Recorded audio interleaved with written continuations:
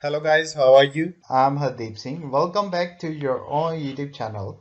IELTS updates and recent exams. For more updates related to recent IELTS exam writing test topics, listening, reading, practice test, and speaking, you got guesswork. Please, guys, participate in everyday listening and reading practice test to achieve your desired band score in your actual IELTS exam. Please hit the like and subscribe button. Press the bell icon for the upcoming notifications. Don't forget like, subscribe and share my YouTube channel and my Facebook page, IELTS updates and recent exams. Part 1. You will hear a conversation between a librarian and student wishing to register with the library. First, you have some time to look at questions 1 to 5.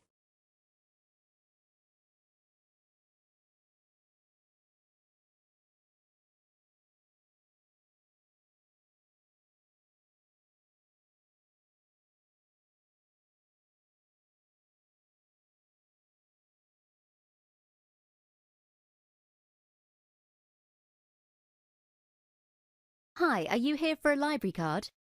Yes, what do I need to do? I need to see proof of identity and proof of residence. You can use a driver's license, a passport, a utility contract with your name and address on, or a tenancy agreement. Do you have any of those with you today? I have my passport and a copy of my landlord's lease agreement. Will they do? Let me see. You need to fill out this form whilst I check your ID. It says here that I need a personal identification number to access my account. You can choose your own PIN. Make it a 4-digit number, but not consecutive numbers like 1, 2, 3, 4, and you can't repeat a digit. I'd like to take out some books today. Will that be possible?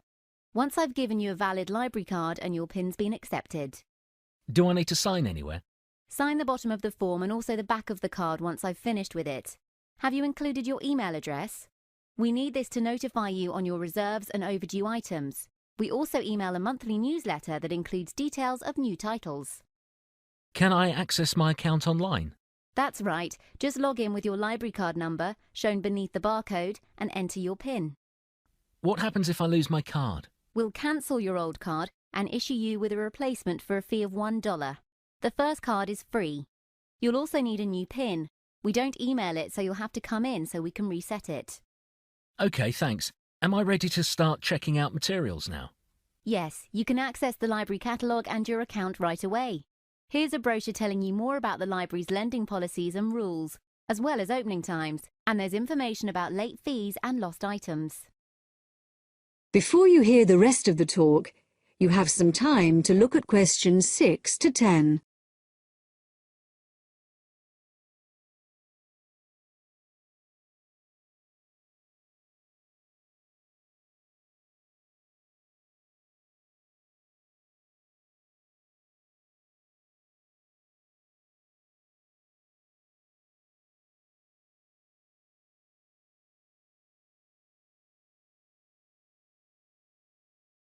OK, I'm ready to take out a few items, but can I go over a few things with you first, please? What would you like to know? Is there a limit on the number of items I can check out? You can have 50 items out at any one time, including a maximum of 10 DVDs and 5 CDs. Wow, that's quite a lot. What about how long I can take things out for? Books, for example. The loan period is 3 weeks for books, unless they're new titles, in which case it's 2 weeks. Magazines can be loaned for 10 days, DVDs for 7 days. And are CDs 1 week, the same as DVDs? That's correct.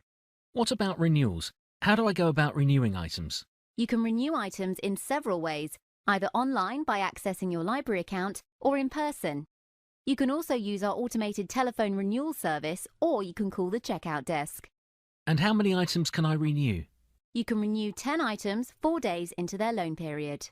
I'm going to be working on a research project. I might need to reserve items that are currently out on loan. How do I go about doing this? It's through your library account. We'll email you once the items are available. You then have 5 days to pick them up before they go back into general circulation. And can I just go on the computers when I come in, or do I need to book a slot? Yes, I'm glad you asked me that. We have wireless laptops for in-library use that can be borrowed for up to 1 hour. It's first come, first served, so you cannot reserve these. Alternatively, you can bring in your own laptop and log into the library's homepage using your library card number and PIN. OK, that's great. Thanks for your help. That is the end of part 1. You now have half a minute to check your answers.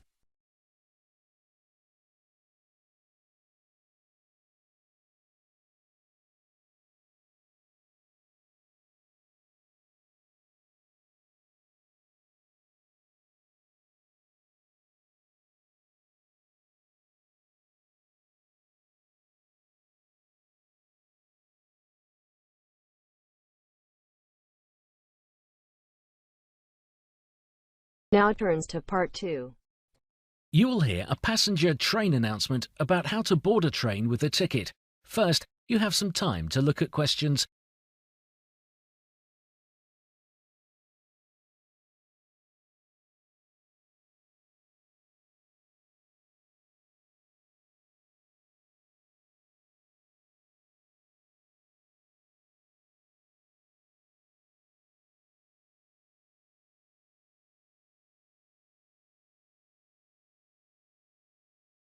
Good afternoon, rail passengers. The train arriving at platform 4 is the overnight express to Telstar City. This is our high-speed, non-stop service with dining facilities and a sleeping car. The train will depart at 15:50 hours. All passengers, including children, are required to have a boarding pass before they can board the train. Please exchange your ticket for a boarding pass at the green booth near the main entrance. When you have obtained your boarding pass, you can access platform 4 through gate R. Passengers without tickets should obtain them from the manned ticket office at the North Gate entrance, or use the self-service ticketing machines located throughout the main hall. Passengers who purchased their tickets online and printed off a bar-coded boarding pass can access platform 4 through gate T, where their passes will be checked prior to boarding. Boarding will begin at approximately 15:05 hours. Please board the class of carriage shown on your boarding pass, either standard class or premium class. Your seat number is indicated on the pass. Reserved seats should be claimed at least 30 minutes before the train is due to depart. Reserved seats not claimed by 15:20 hours will be made available to other passengers. If you have reserved a place in the sleeping car, please show your boarding pass to the attendant on the train, who will direct you to your sleeping compartment. Thank you. Before you hear the rest of the conversation, you have some time to read questions.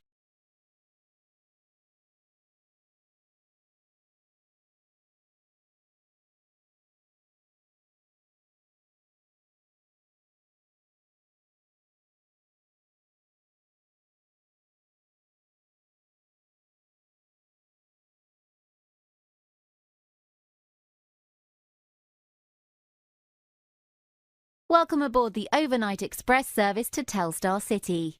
Meals are now being served on the train. Passengers travelling in standard class can have a light meal in the dining car, located in the middle of the train, or bring their food back to their seats.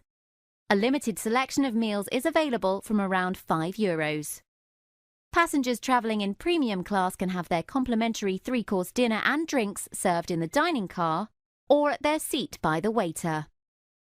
A full selection of meals is offered. This service is also available to sleeping class passengers. Passengers in the sleeping car have a 5-star continental breakfast included in the price, and they can purchase additional drinks and snacks from the attendant. Thank you. That is the end of part 2. You now have half a minute to check your answers.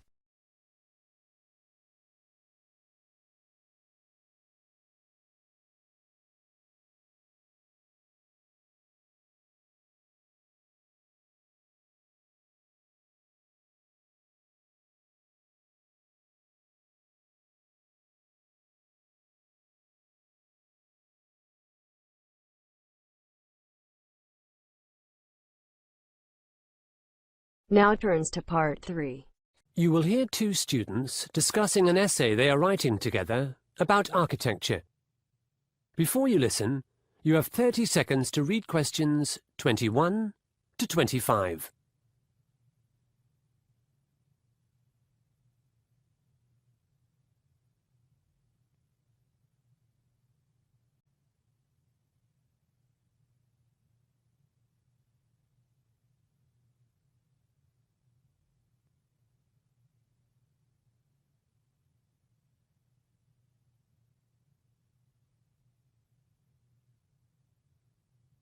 Hi, Helen. How are you? I'm actually pretty excited about the research I've been doing.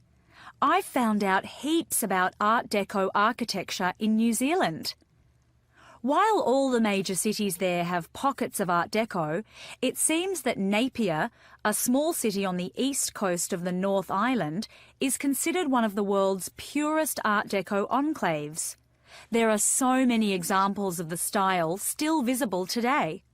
Really? I've been concentrating on Bandung, which is in central Java in Indonesia. It is also a major Art Deco city. Unfortunately, it hasn't been preserved so well, and in the race to modernise, many marvellous buildings have gone under the wrecker's ball. How do you think we should structure our essay? Should we write about New Zealand first or Indonesia? Art Deco appeared in Bandung in the 1920s, but from what I've read, it didn't make it to Napier until much later. If we choose a chronological scheme, then Indonesia would go first, but I'm in favour of writing our essay using thematic similarities and differences. That's a good idea. Let's identify what the two cities have in common. From what I've discovered, in both places, Art Deco architects combined a new European aesthetic with native elements. Yes, they did. In New Zealand, Maori motifs were used as decoration. The Maoris are the indigenous people who lived in New Zealand before it became a British colony. There's a sort of spiral symbol called a koru, and there are zigzags, like patterns from Maori weaving, both of which were incorporated into Art Deco buildings. There's a bank in the middle of the city and an old headquarters for a tobacco company, both with gorgeous carved stucco facades that utilise these motifs. Indonesia was also a colony, a Dutch colony. I understand almost all of the architects in the Art Deco period were Dutch, and as you said, they were influenced by a new aesthetic in Europe, but they were also affected by native architectural styles. At ITB, the famous technical institute in Bandung, there are Art Deco roofs that imitate traditional Javanese mosque or temple roofs. That's interesting. I know that the city of Napier was rebuilt in 1931 after a massive earthquake, and since people wanted the town to feel like an optimistic new place, they chose Art Deco for many of their buildings. But I've no idea why Bandung has so much of the style. I was quite puzzled about the prevalence of Art Deco myself. After fossicking in the library in some old journals, I learnt that there was a plan that never eventuated to move the capital from Jakarta to Bandung, so lots of public buildings were commissioned around the same time, the early 1920s. That's curious. I thought the majority of the famous Art Deco buildings in Bandung were large hotels or private houses. I think the split is 50-50, private and public. Certainly the campus of ITB was enlarged then. College education for the rich expanded in the 1920s, and the local tourist industry was taking off as well. You're right, we've got tourism to thank for the grand Art Deco hotels like the Savoy and the Pranger, built in the late 20s and early 30s. Photos of the foyer and ballroom of the Pranger are so romantic. Before you listen to the rest of the conversation, you have 30 seconds to read questions 26 to 30.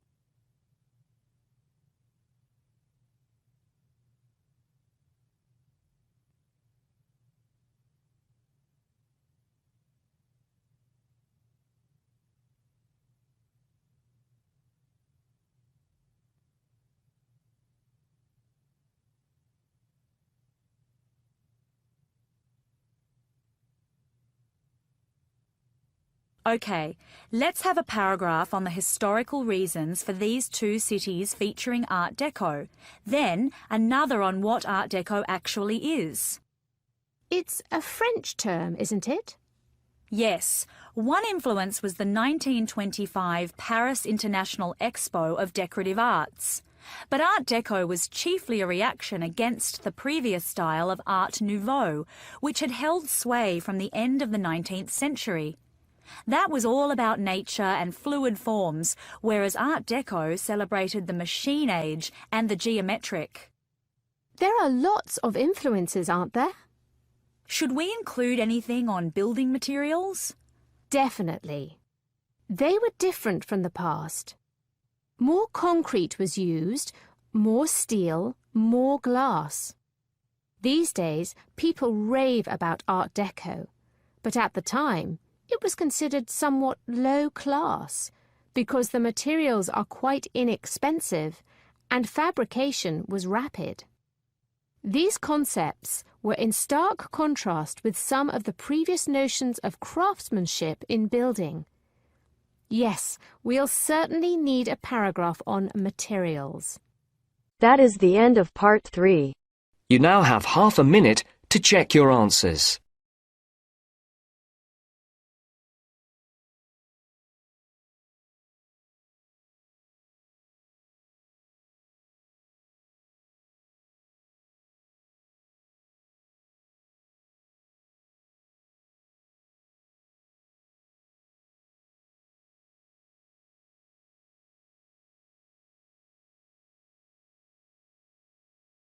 Now turns to part 4. You will hear a lecture on wetsuits. Before you listen, you have 45 seconds to read questions 31 to 40.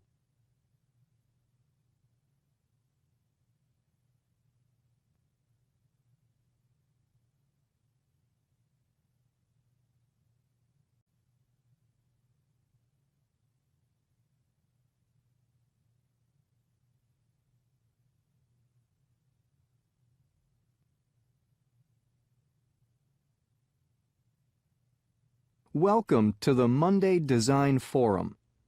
Today's item is the wetsuit, used by water sports enthusiasts, by surfers, divers, canoeists, and long-distance swimmers. Long distance, mind. I'll tell you about the great swimsuit debate a little later.